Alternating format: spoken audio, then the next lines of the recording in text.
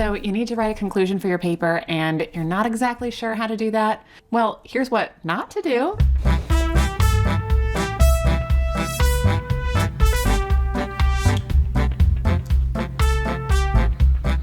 Hey everybody, this video is part 2 of a 2-part series where I am walking you through step by step how to create really strong intro and conclusion paragraphs, because that is one of the best ways to guarantee you get a stellar grade on that paper. Now, if you haven't caught part 1 yet, where we talk through the intro paragraph, you can catch that right up here. And if you'd like to grab yourself a copy of the PDF template that I am walking through in these videos, you can grab yourself a copy for free in the description. Just click that link and it will go right to your email. So let's start working on that conclusion.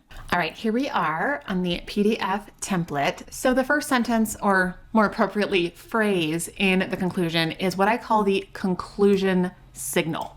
So this is the clear indicator for your reader that this is now where you are wrapping things up and stating your conclusions and your takeaways. So usually this means using something like one of these examples, and then you go on to state your conclusions, which we'll get into in later steps.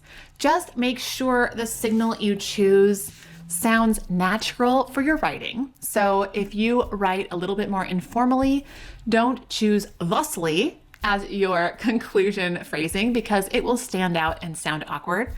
And also with this B, make sure it fits into the type of paper that you're writing. So obviously, based on the research presented here, wouldn't work if this was more of a thought paper, right? So just keep that in mind as you're brainstorming what you might use as your conclusion signal in your paper.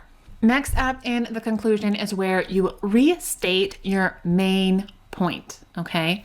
Now, again, the specifics of this varies depending on the type of paper and the assignment, but this is immediately following the conclusion signal, and you restate your main point. So an example of this here, taken together, that's our conclusion signal. We have clear evidence that play therapy is an effective intervention for students having behavior challenges in school. Okay, once we have restated that main point with that conclusion signal, we then move into what I call the so what statement.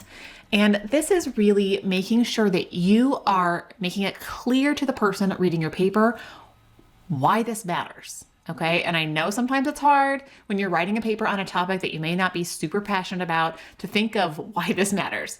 But it does, and it's your job as the writer to convince the reader that it does. So you need to think about what practically this could mean in real life, or if it's a research paper, how it informs how future research is done, okay? So an example here, if we're continuing off this example up here about play therapy as an effective intervention for students having behavior challenges, we might continue with practically, it's okay to be really clear and straightforward in your language. This means that when school boards prioritize funding for these programs, more children will get help before suspensions are needed.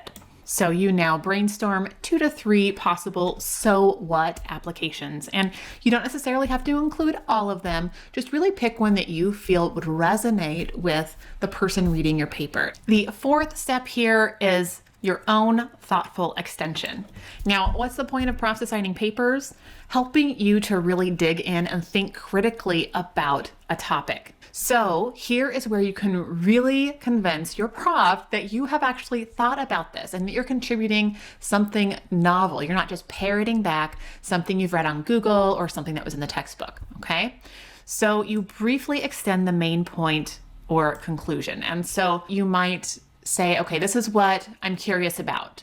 This is something that I think this could be relevant for.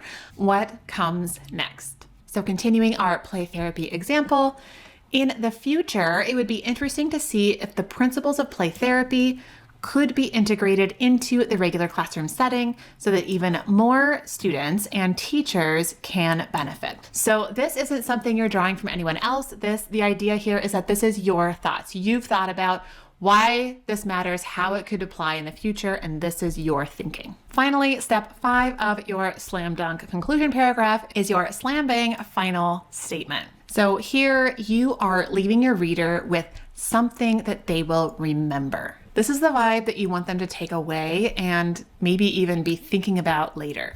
And often this is where we might tug on the heartstrings a little bit. Just don't try to get too profound, overuse the thesaurus, or get too sappy, but try and come up with a quotable quote. So in our example, let's prioritize help and prevention over restraints and isolation for our children. So anytime you're talking about children, there's a component of heartstrings there. And then the way that this is phrased is a note of kind of advocacy, right? Let's prioritize, let's work together, right? Prioritize help and prevention. Yes, of course, those are what we want. Over restraints and isolation. Oh, how terrible for our children. So this isn't anything extreme. It's not super sappy. It doesn't include really super big words or isn't trying to be too profound, but it does strike more of an emotional tug on the heartstrings chord and is more memorable than ending with a factual statement like, play therapy is preferred over restraints. And here we've got the final conclusion paragraph, and you can see I've put it in a format that you might use in an actual document that you're submitting to class. And I've color-coded each of the 4 steps here so you can see how they look together. And you can see it doesn't have to be that long to still be a pretty powerful concluding paragraph. All right, so now you have a slam dunk intro and a slam dunk conclusion. And if you need to write an outline for the middle of your paper, check out this video right up here. I will see you guys over there.